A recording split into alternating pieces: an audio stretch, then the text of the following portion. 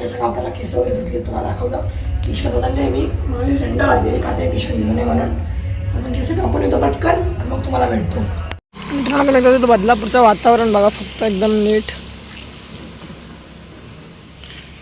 सगळीकडं हिरवागार झाले, सगळं हिरवागार झालं.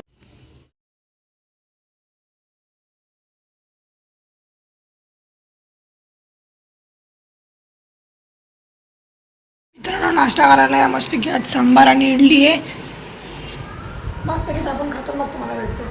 मित्रांनो आता तुम्हाला जेवढे पण पदार्थ समोर दिसत आहेत ना, त्या सगळ्यांपासून मी बनवणार आहे मसाला इडली. मी माझी मम्मी बनवणार आहे.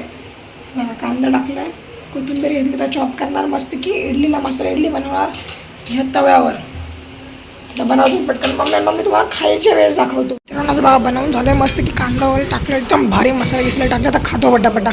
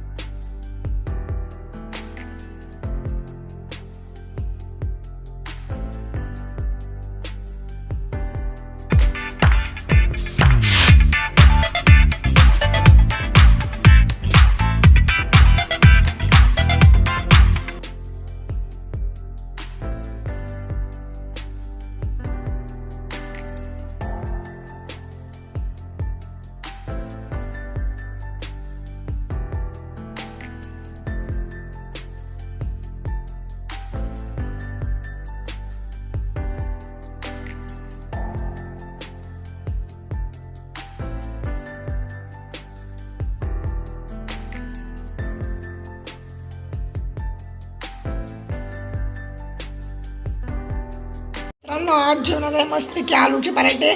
बघा हे बटर, तूप का तेल. हा पहिला पराठा आहे. अजून एवढे आहेत, किती हा एक, हा हे दोन, 3 4 5 6 7 8 9 10 11 12 13 14 पराठे. आणि ही खोबऱ्याची चटणी आहे आज, दही नाही. खोबऱ्याची चटणी दही नाही.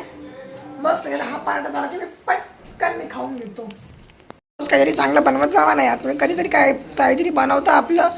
आज काहीतरी चांगलं काय, आज पराठा बनवलाय. आता ह्याच्या आधी काय होतं सांगा. मला मिसळ आवडते, पावभाजी आवडते, असते का. मला वेज कोल्हापुरी खायची कधीपासून. आणि आठवण ना, उद्या बनवा, उद्या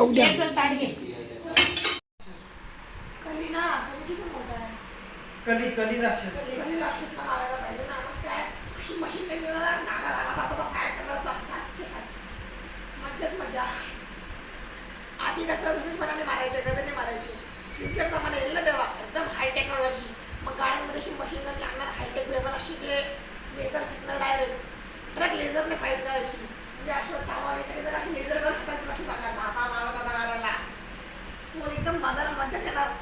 आपण बघू, आपण पुन्हा जन्म घेऊन बघू, आपण पुन्हा जन्म घेऊन बघू. मी महादेवाचा अवतार येईल, मी विष्णू बघा, मम्मी कसला घेईल आणि पहिला जन्म गेला तर काय समजणार आहे. समजा की काय झालं त्यांना समजायला. पण त्याला विटेकडी दाबलेलं की विठ्ठलांनी त्याला विटेकडी दाबलेलं की त्याचा काय मग जन्म घेतला सुद्धा असं नाही. पण त्याला विटेकडी दाबून टाकलेलं कलीला.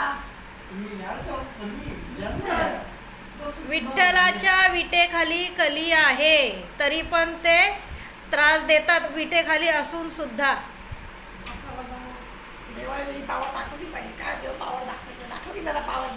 अरे ज्याचा युग आहे त्याचंच चालणार. कली युग आहे म्हणजे कलीचंच चालणार. अरे विटेखाली नसतं तर त्याने उपद्रव केला असता. मग विटेखाली आहे म्हणून तरी एवढं चला. हा अंत शेवट कसा होतो आपला. एकतर मरतात किंवा कोणाला वरदान असलं तर ते अमरण राहतात. अशी दोन लोक आहेत, एक त्रेतायुगामध्ये आणि एक आता कलियुगामध्ये. आता कलियुगमध्ये आपल्या याच्यामध्ये त्यांचा अंत झाला, पण ते मेले नाहीत.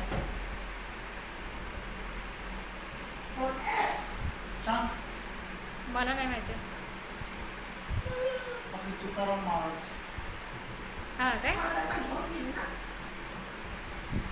त्यांनी घेऊन गेले, ते मेले नाहीत. माहिती ते मेले नाही. पुष्पक विमान. त्यांची ती कोणतरी बायको असते, कोणती तरी बायको नाही रे. त्यांची बायको आणि त्रेतायुगामध्ये दुर्योधन युधिष्ठिर हा ते स्वर्गात गेलेत, ते स्वर्गात गेले, मरून नाही गेले ते. जिवंत गेलेत. 2 जण जिवंत गेले.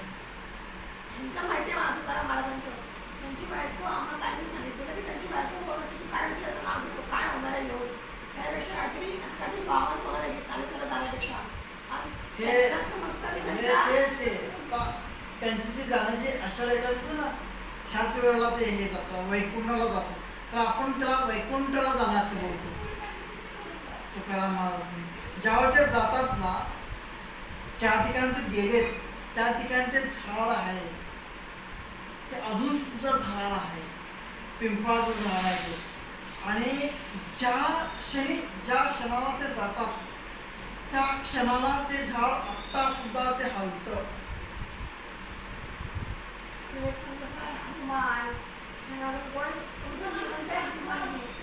हनुमान आहे, परशुराम आहे, विभीषण आहे,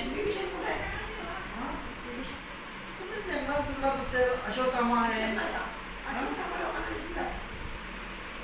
दिसला बोलतात पण ते भंपक कहा नाही ते वरदान भेटले ना.